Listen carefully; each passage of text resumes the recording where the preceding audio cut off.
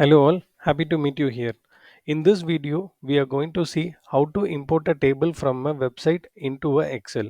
Major advantage of connecting a table from a web link is this will be a live data. So whatever the changes happen in this table in this website, it will automatically be updated into Excel. You need not to update it once again in the Excel. So from this website, we are going to get this table into Excel without copying this and pasting.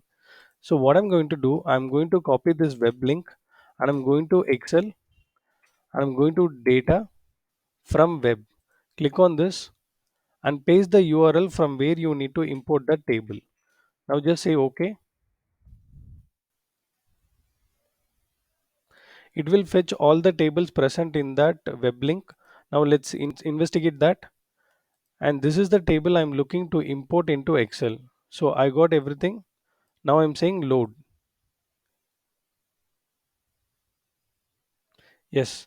Now the table has been loaded into Excel. Please do like, share and subscribe for more updates from this channel. Thank you.